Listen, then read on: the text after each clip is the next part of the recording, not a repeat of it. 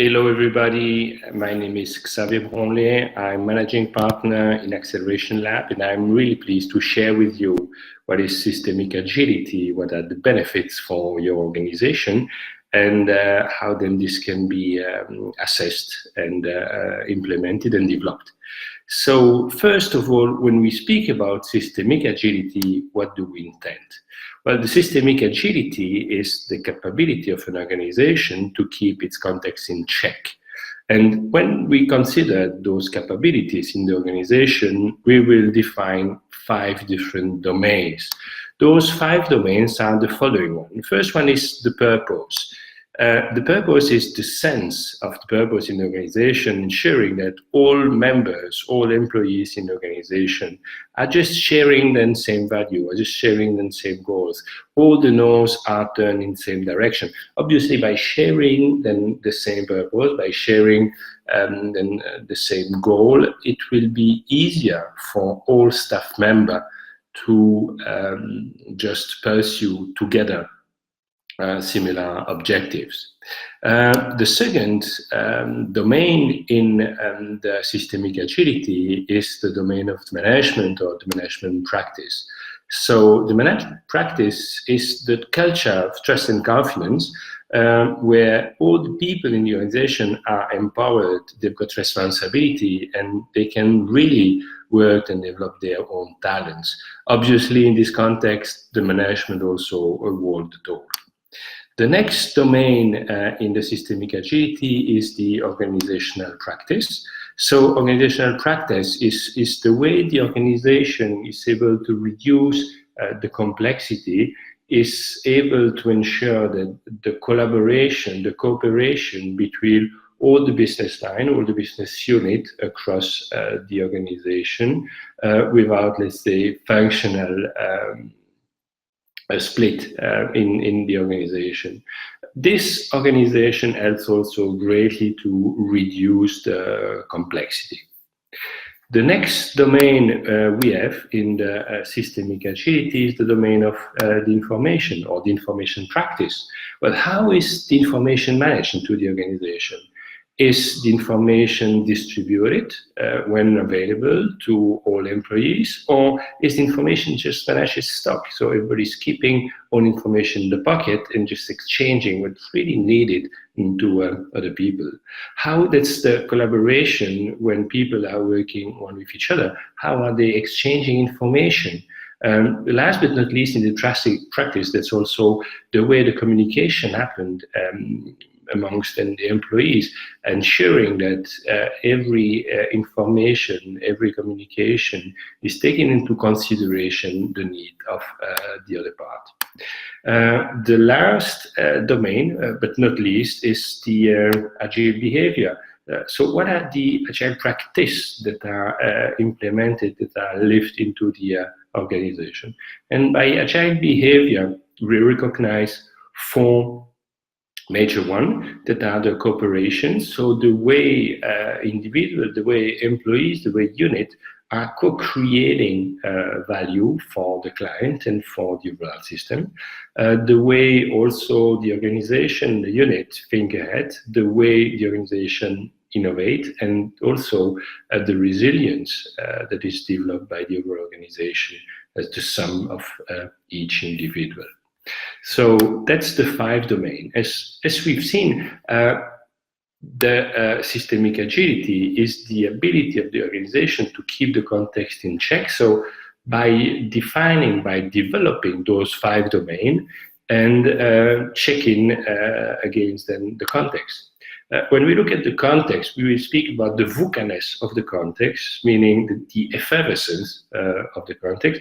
VUCA is an acronym used to describe the volatility, the uncertainty, the complexity, the ambiguity, and of a given context. So back to our picture, the systemic agility is therefore the ability of the organization to keep in check the VUCA-ness of the context. When the organization is then developing the various domains to keep then the context in check, we can then assess where the organization stands by just checking the balance. If there are a number of external forces that are making the context more effervescent, this means that we will have to develop internal forces into the organization to develop all the 5 domains, ensuring then the proper balance. And if everything is properly balanced, we will just live in this perfect balance, meaning all the domains are properly balancing the context. If we have an over-engagement, so this means that all the domains are over-activated with respect to the context, so therefore the overall effort will be more important and there will be then an imbalance. So this can look like a kind of positive problem because all the practice in place are really useful. Nevertheless, that's maybe too much. And the question to ask is how then the extra energy that it put in the game can be used maybe to create some further value for the client or for the overall ecosystem.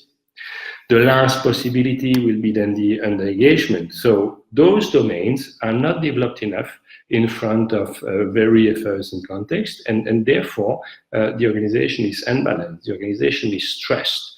And the impact of such a situation will be that the individuals, each single employee will have to develop an extra effort to just try keeping the balance, try to satisfy the client, and this will just create tension, this will create stress in the overall organization.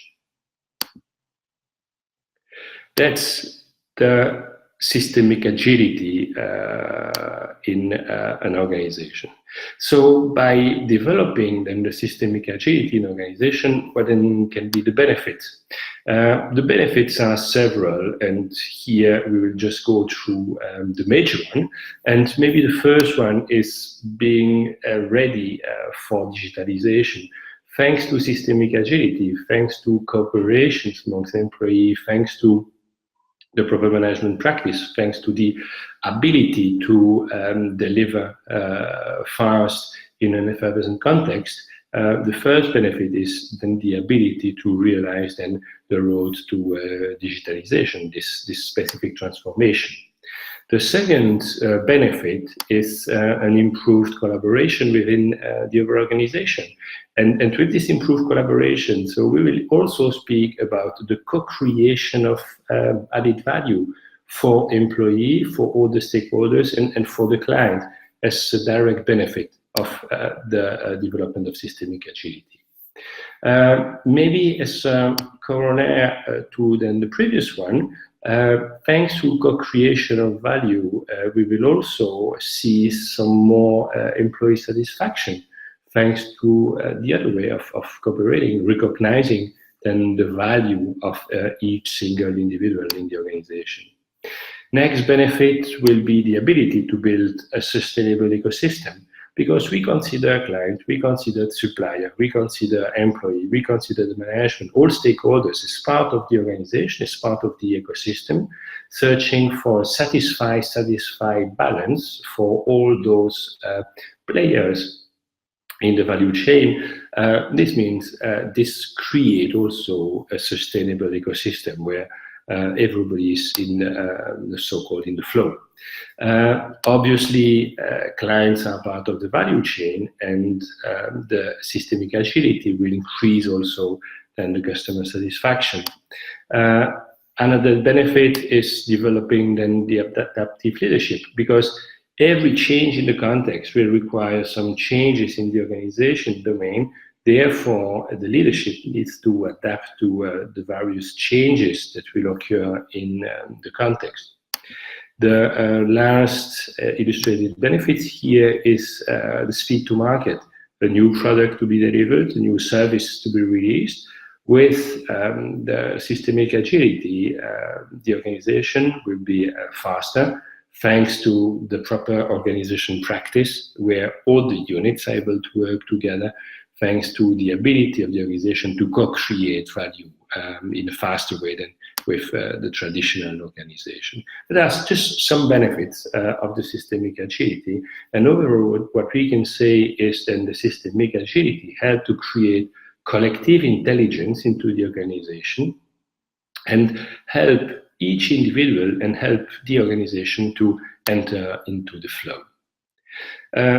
We know what systemic agility is. We understand what are the benefits. How then can systemic agility be adopted by an organization? We see in AccelerationLab the adoption as a four-step process. In this four-step process, we'll first define the setup of the project. When the setup has been done, we will do then the assessment, online assessment, to check where the organization stands. Then based on the value, based on the data coming from assessment, we'll report, understanding where the organization is, where each single unit is, and then it will be possible to define some measure for development. After the measure for development, we will be back to the assessment just to measure where we stand and where then the progress made by the organization. So first of all, on the setup. On the setup, 3 steps. First, the definition of the scope. In this definition of the scope, we will check in the organization which are the units to be involved. So we can consider the overall organization, or we can just consider a business line, a department, or just a set of a team. And we can also consider less big number of persons, of employees, than to be involved in the assessment. Obviously, the more people we will have, the more unit will be involved, then the better vision we will have on the assessment and on the report, and the better we'll be able to define the measures. If we imagine that the organization is going through the assessment, we will have some systemic agility value for each and every unit. So this means we will be able to define some specific development measure for each and every unit, knowing that not every unit has the same maturity level, not every unit needs the same information, the same training, need to go through the same transformation. So there, it's then the possibility to have a proper customized transformation path. When the scope is defined, we can also, in the analysis, define some value streams, some transversal process, such as client onboarding, for example, that can be analyzed in a specific way to understand what's the systemic agility the organization is developing around those streams. Last step in the setup, that's the definition of the calendar. How are we going to inform the people? When are we going to inform the people? When then the assessment will take place? When the online assessment, when the interview will take place? When are we going then to share the results together with the organization? Everything is then defined in this planning phase when the calendar is defined. So when the setup is being defined, we can go then through the assessment. The assessment is a 3-step. We first invite the participants to the online assessment, and participants are going through this online assessment. Online assessment is made of about 70 questions, 15, 20 minutes, where the participants will assess where they stand in the 5 domains. They will also define how effervescent is their context. Obviously, if each unit is then answering to the assessment, each unit will value also the context. And it can very well be that the context for each unit is not perceived as equal as the other one. So therefore, the agility that will be measured in each and every unit does need to be at the same level, because just certain unit needs to be just more agile than others. The last step in the assessment will be then the interview. With selected individuals, an interview will be performed to just collect some more information and corroborate a number of information that are coming from the online assessment. After this data gathering through the assessment, we are then able to go to the next step and through the reporting. So obviously with the reporting, we understand where the organization stands, we understand where the business line stands, where the department stands, where the unit stands, and for each of them, there is a proper activation, over-activation, or under-activation of those various domains. Then how we proceed. So first we consolidate all the information. We ensure that the report is produced with a number of recommendations just coming from Acceleration Lab. This report is then shared together with the management of the organization. And during this sharing, we also review then the potential development plan, and then we define the specific measures. And back to then the scope and back to granularity, the more information we will have, then the thinner will be then the recommendation for development, and the better we will be to just provide to each unit what the unit really needs to develop then the systemic agility. And with this, we just complete the reporting phase. Then the last phase will be then the development.